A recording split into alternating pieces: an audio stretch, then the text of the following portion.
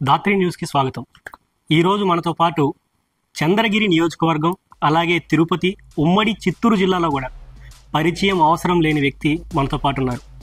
ఆయన ద్వారా మరిన్ని విషయాలు రాజకీయ పరంగా ఇట్లా వ్యాపారం పరంగా అలాగే ఉమ్మడి చిత్తూరు జిల్లాలో ఉన్న స్థితిగతులు అలాగే పరిస్థితులపైన మరిన్ని విషయాలు తెలుసుకుందాం. నేను ఖచ్చితంగా 100% మంచి మెజార్టీతో చంద్రగిరిలో తెలుగుదేశం జెండా ఎగరేస్తాను. వ్యాపారం నుంచి రాజకీయాల్లోకి రావాలనుకుంటున్నారు. ఫైనాన్షియల్గా చూసుకోవడం కోసమే లేదా సేవా మార్గం కోసమే? నాకు డబ్బు కావాలన్నా ఇంకోటి కావాలన్నా నేను చేసే వ్యాపారానికి మించింది ఇంకొక వ్యాపారం లేదు. చంద్రగిరిలో ఉన్న మీ బ్యానర్స్ని వీటిని తొలగించడం, ఇక్కడ ఎవరు బలం ఎవరు బలహీనత అనేది ఎలక్షన్ తర్వాత తెలుస్తుంది. గత 2 సంవత్సరాలుగా ఇంట్లో ప్రతి ఒక్కరూ క్యాంపెయినింగ్కి వెళ్తున్నారు, తిరుగుతూనే ఉన్నారు. ఇలా మీరు ఎప్పటి నుంచి ప్రజల్లోకి వెళ్ళాలని? నేను ప్రజల్లో 15 సంవత్సరాల నుంచి ఉన్నాను. ఇప్పుడు కొత్తగా ప్రజల్లో పోవాల్సిన అవసరం నాకు లేదు. ప్రజలకు అందరూ తెలుసు వాళ్ళు ఏమేమి కోల్పోయినారు ఈ గత 5 సంవత్సరాలు.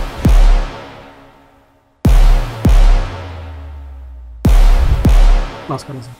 నమస్తే సార్, వ్యాపార రంగంలో అంచెలంచెలు ఎదుగుతూ ఈరోజు ఒక స్థాయికి వచ్చారు. ఉమ్మడి చిత్తూరు జిల్లాలో కానీ ఎక్కడైనా సరే డాలర్స్ గ్రూప్ అంటే తెలియని వాళ్ళు లేరు.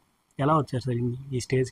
జిల్లాలో కావచ్చు, మొత్తం రాష్ట్రంలో కావచ్చు, నెంబర్ 1 పొజిషన్లో ఉన్నామంటే దాని వెనకాల మేము పడిన కష్టము, మేము ఇచ్చిన మాటని ఏ రోజు కూడా మాట తప్పకుండా నిలబెట్టుకోవటం, ఏ ప్రామిసెస్ చేస్తామో అవన్నీ కూడా వాళ్ళకి ఫుల్ఫిల్ చేయటం, ఎక్కడ కూడా ఏ ఒక చిన్న కస్టమర్కి కావచ్చు, మా దగ్గర పనిచేసే వాళ్ళు కావచ్చు, ఎవరికైనా మాతో పాటు ఉన్నటువంటి స్నేహితులు కావచ్చు, ఎవరికి ఏది ఇబ్బంది ఉన్నా మేము ముందుండి దాన్ని సాల్వ్ చేసేదానివల్ల ఈరోజు ఎన్నో కష్టాలు, ఎన్నో ఇబ్బందులు, ఎన్నో అవమానాలు పడి ఈరోజు ఈ పొజిషన్కి వచ్చి ఎక్కడ కూడా చిన్న తప్పు చేయకుండా, ఒకరు మోసం చేయకుండా, అబద్ధాలు చెప్పకుండా నీతి న్యాయం కష్టపడినాం కాబట్టి ఈరోజు హ్యాపీగా 10th యానివర్సరీ కంప్లీట్ చేసుకొని డాలర్స్ గ్రూప్ అనేది ఇక్కడ ల్యాండ్ మార్క్ అయ్యేసి ఈరోజు ఉన్నాం.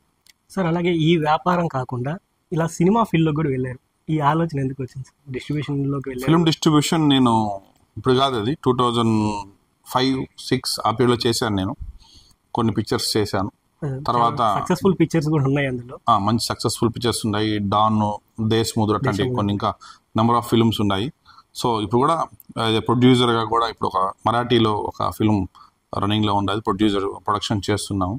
సో మా డాలర్స్ గ్రూప్ అనేది ఒక రియల్ ఎస్టేటే కాదు, మ్యాక్సిమం ప్రతి ఒక్క రంగంలో కూడా మనం పార్టిసిపేట్ చేసి ఏదో రకంగా ప్రజలకి ఉపాధి ఇవ్వాలనే ఒక సంకల్పంతో వాళ్ళకు కూడా ఏదో ఒక డెవలప్మెంట్ కోసం మా వంతు సహాయంగా మేము చేయాలనే ఆలోచనతో మేము ముందుకెళ్తున్నాం. కాబట్టి రకరకాల దీంట్లో ప్లాట్ఫామ్స్లో కూడా మేము ఇన్వెస్ట్ చేయడం జరుగుతుంది. అంటే వ్యాపారం నుంచి రాజకీయాల్లోకి రావాలనుకుంటున్నారు. దీనికి మెయిన్ కారణం వ్యాపారంలో లాగే ఇక్కడ కూడా ఫైనాన్షియల్గా చూసుకోవడం కోసమే లేదా సేవా మార్గం కోసమే? నాకు డబ్బు కావాలన్నా ఇంకోటి కావాలన్నా నేను చేసే వ్యాపారానికి మించింది ఇంకొక వ్యాపారం లేదు. నేను ఈరోజు వచ్చి ఇక్కడ ఇంత కష్టపడి రాజకీయాల్లో పడే కష్టాన్ని నేను వ్యాపారంలో పెడితే ఇప్పుడున్న పొజిషన్కి కూడా ఇంకొక 10 రెట్లు ఎదిగేదానికి ఆస్కారం ఉంది. కానీ భగవంతుడు మనకి ఈరోజు ఇంత షార్ట్ పీరియడ్లో మంచి ప్లాట్ఫామ్ ఇచ్చాడు. సో కాబట్టి నా వంతు సహాయంగా 10 మంది హెల్ప్ చేయాలని ఒక సర్వీస్ మోటివ్తో ఒక చంద్రగిరి నియోజక ప్రజలు బాగుండాలని, వాళ్ళు పడేటువంటి ఇబ్బందులన్నీ మాకు తెలుసు కాబట్టి మేము ఐడెంటిఫై చేస్తాం. కాబట్టి నా వంతు సహాయంగా రాజకీయాలు లేకుండానే మీకు అందరూ తెలుసు ఎన్నో సోషల్ యాక్టివిటీస్, ఎన్నెన్నో సర్వీసెస్ చేశాము. ఎడ్యుకేషన్లో కావచ్చు, స్పోర్ట్స్ కావచ్చు, నెంబర్ ఆఫ్ థింగ్స్ అందరూ తెలిసిన విషయాలే.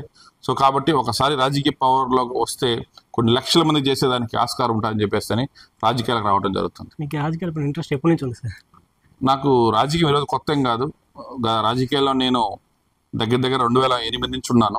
యువరాజ్యం కన్వీనర్గా కూడా వర్క్ చేశారు. జిల్లా యువరాజ్యం కన్వీనర్గా ఉన్నాను. మళ్ళీ తర్వాత నేను వ్యాపార రంగంలోకి వెళ్ళాను. సో వ్యాపార రంగంలోకి వెళ్ళిన తర్వాత కొద్దిగా ఫైనాన్షియల్ అంతా స్ట్రాంగ్ అయిన తర్వాత ఇప్పుడు మన రాజకీయాల్లోకి వెళ్ళినా కూడా మనకు ఉన్నటువంటి కమిట్మెంట్స్కి ఏ ఇబ్బంది లేదు. మనం ప్రజలతో ఎక్కువ టైం స్పెండ్ చేసినా కూడా పాత కమిట్మెంట్స్ ఫుల్ఫిల్ చేయగలుగుతాం ధైర్యం వచ్చిన తర్వాత ఇప్పుడు రాజకీయాల్లోకి రావాలనుకుంటాను. అంటే 2024 ఎలక్షన్స్లో తెలుగుదేశం పార్టీ తరఫున చంద్రగిరి నియోజకవర్గంలో పోటీ చేయాలనుకుంటున్నారు. ఆ ఆలోచన అంటే చంద్రగిరిని ఎంచుకొని ఇక్కడి నుంచి పోటీ చేయాలని ఎందుకు వచ్చింది సార్? అసలు ఎమ్మెల్యేగా కంటెస్ట్ చేయాలని కూడా? చంద్రగిరి ఎన్నుకునేది ఏం లేదు. చంద్రగిరి నా సొంత ఊరు, సొంత కాన్స్టిట్యుయెన్సీ నాది. నేను పుట్టిన గ్రామం పెరుమాలపల్లి, తిరుపతి రూరల్ మండలం. ఇక్కడే పుట్టా, ఇక్కడే పెరిగా, ఇక్కడే చదువుకున్నాం కాబట్టి నా ఊరు నుంచే నేను ఎలక్షన్ చేయాలి కాబట్టి, నా నియోజకవర్గం చంద్రగిరి కాబట్టి ఇక్కడ చంద్రగిరి ఎన్నుకోవడం జరుగుతుంది. సార్, చంద్రగిరిలో ఒకప్పుడు చంద్రబాబు నాయుడు గారు పోటీ చేసి గెలిచిన స్థానం. అలాగే గల్లా అరుణ్ కుమారి దాదాపు 3 సార్లు ఎమ్మెల్యేగా ప్రాతినిధ్యం వహించి శాసనసభకి వెళ్ళారు. అలాంటి ఆర్థికంగా బలంగా ఉన్న వాళ్ళని కూడా చెవిరెడ్డి భాస్కర్ రెడ్డి గారు 2 సార్లు వాడించారు. అలాగే రెండోసారి పులివర్తి నాని 2019లో వాడిపోయారు. ఇప్పుడు ఏ ధీమాతో మీరు ఎలక్షన్స్లో ముందుకెళ్ళాలనుకున్నారు చెవిరెడ్డి ఫ్యామిలీకి? ఇక్కడ ఒకటి మీరు గుర్తుపెట్టుకోవాల్సిన విషయం ఏంటంటే, ఎప్పుడు ఎవరికి ప్రజలు ఒకరికన్నా ఏది రాసేవారు, ఒకరికి ఒక్కొక్క టైం ఉంటుంది. సో ఇక్కడ ఎవరు బలం ఎవరు బలహీనత అనేది ఎలక్షన్ తర్వాత తెలుస్తుంది. సో నాకున్న బలం ఏంటంటే, ఆర్థికంగా వాళ్ళు ఎంత స్ట్రాంగ్గా ఉన్నప్పటికీ కూడా నేను అవన్నీ క్యాచ్ చేసే వ్యక్తిని కాదు. నాకు ప్రజలు బలం ఉండారు. నియోజకవర్గం ప్రజలందరూ కూడా ప్రతి గ్రామంలో కూడా, ప్రతి హ్యాబిటేషన్లో కూడా, ప్రతి పంచాయతీలో నాకంటూ నా ఓన్ వర్గం ఉంది. వాళ్ళు ఈ పొద్దు రాజకీయాలకు వచ్చిన తర్వాత ఇవన్నీ మీరు చెప్పినట్టు డబ్బులు సంపాదించి అన్నీ చేశారు.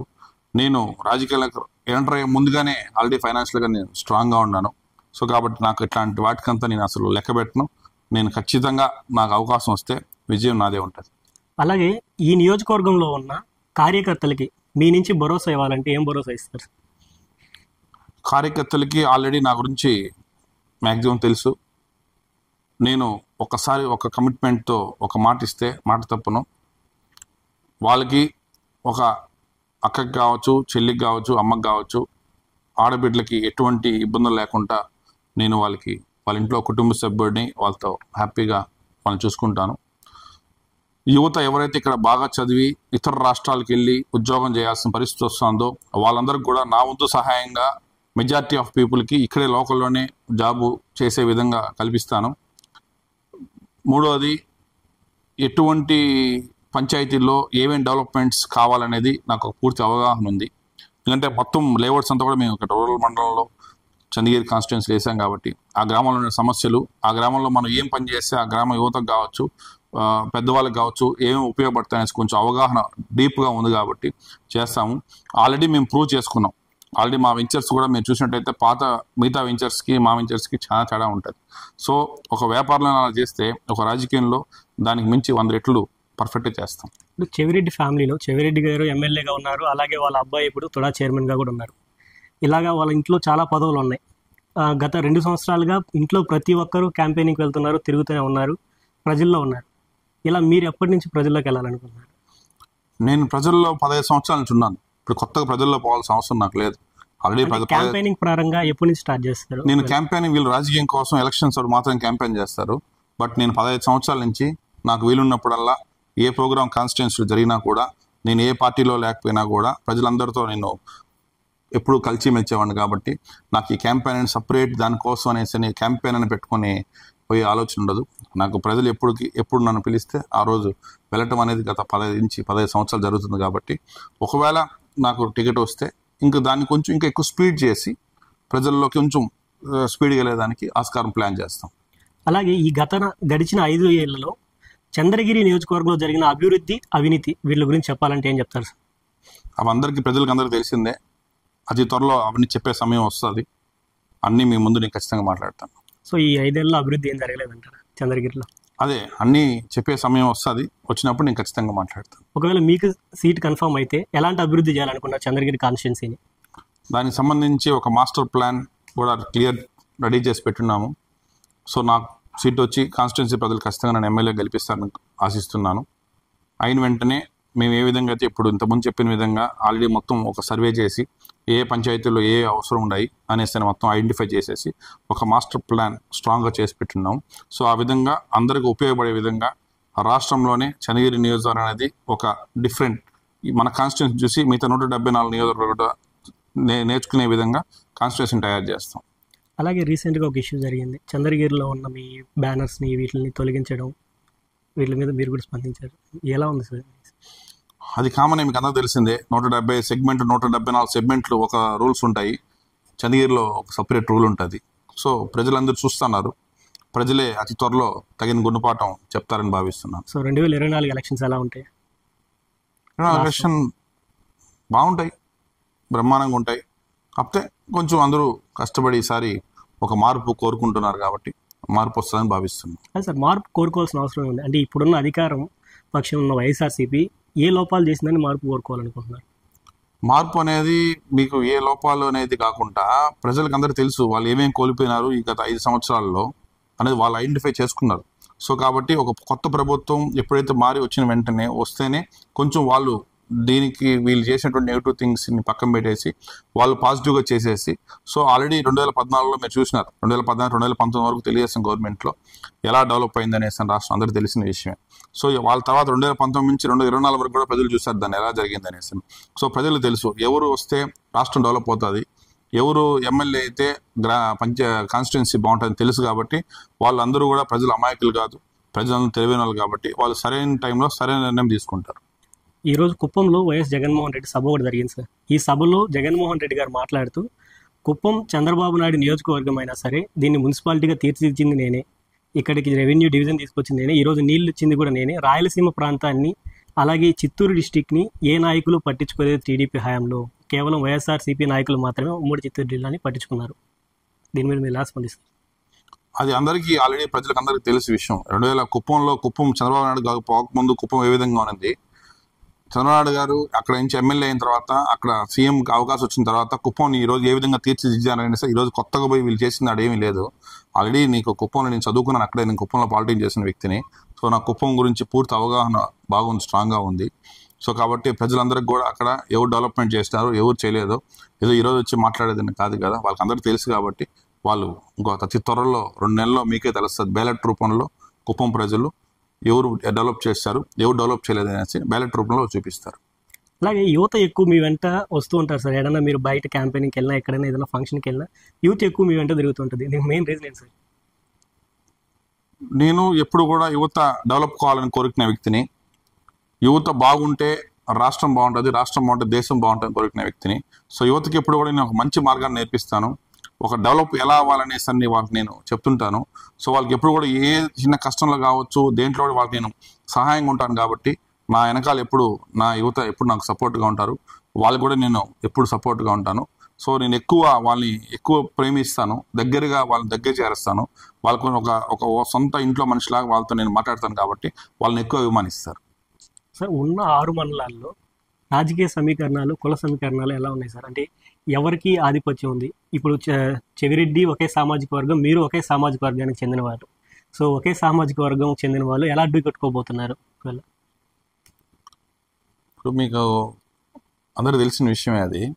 ఆల్రెడీ వైసీపీకి అందరు కూడా రెడ్డిస్ ఫేవర్గా ఉంటారు. తెలుగుదేశం పార్టీకి కమ్మా కమ్యూనిటీ కావచ్చు, కాపు కమ్యూనిటీ కావచ్చు, బీసీ కమ్యూనిటీ కావచ్చు, ఎస్సీ కమ్యూనిటీ కావచ్చు, టీడీపీకి ఫేవర్గా ఉంటారు.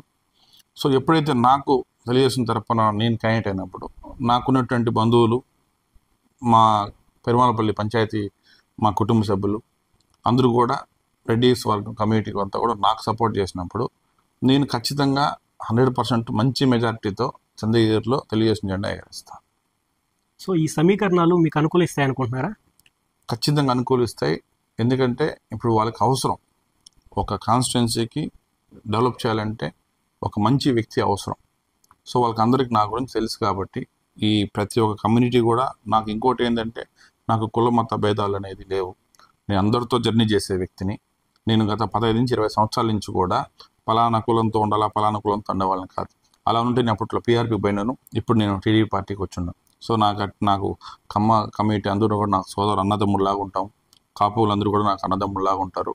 ఎస్సీలు కావచ్చు, బీసీలు అంతా కూడా నేను అన్నదమ్ముల్లాగా అందరితో కలిసి వెళ్తాను. కాబట్టి మైనారిటీస్ అందరూ కూడా నాకు మంచి సపోర్ట్ చేస్తారు. కాబట్టి ఖచ్చితంగా నాకైతే అందరూ నాకు సహకరించి నన్ను ఖచ్చితంగా మంచి మెజారిటీతో నన్ను చంద్రగిరిలో గెలిపిస్తారు.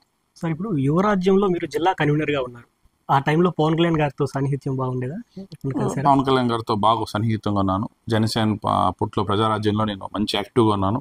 జిల్లా మొత్తం కూడా నేను ఈరోజు జనసేన ఉన్నటువంటి మా అన్నదమ్ముళ్ళు అక్కచెల్లెలు కూడా నేను చాలా మంది కూడా ఆ రోజుల్లో నేను పదవులు ఇచ్చాను.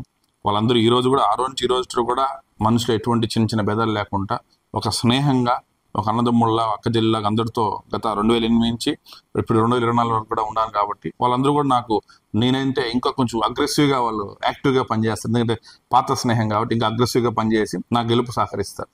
సార్ ఎప్పుడు జనసేన నుంచి పిలుపు రాలేదా? అంటే మీరు ఆల్రెడీ పాత వ్యక్తి, ప్రజారాజ్యంలో వర్క్ చేశారు, జనసేన నుంచి ఎప్పుడన్నా పిలుపు వచ్చిందా? ఎప్పుడన్నా అటువైపు వెళ్ళాలని ఆలోచించారా?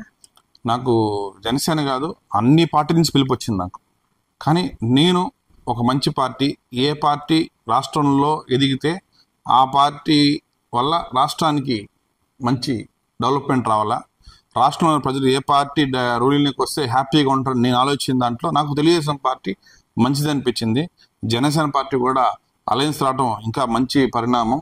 సో కాబట్టి ఈసారి రాబోయే ఈ ఎలక్షన్లో తెలుగుదేశం పార్టీ జనసేన కూటమి మంచి మెజార్టీతో రాష్ట్రంలో చంద్రబాబు నాయుడు గారిని సీఎంగా చేస్తారని చెప్పి నేను ఆశిస్తున్నాను. చంద్రబాబు నాయుడు గారు సీఎం అని డిక్లేర్ చేస్తున్నారు, కానీ అధినాయకులు ఇద్దరు కూడా ఇంకా సీఎం అనేది ఎవరో డిక్లేర్ చేసి ఇంకా అఫీషియల్గా అనౌన్స్ చేయలేదు కదా సార్.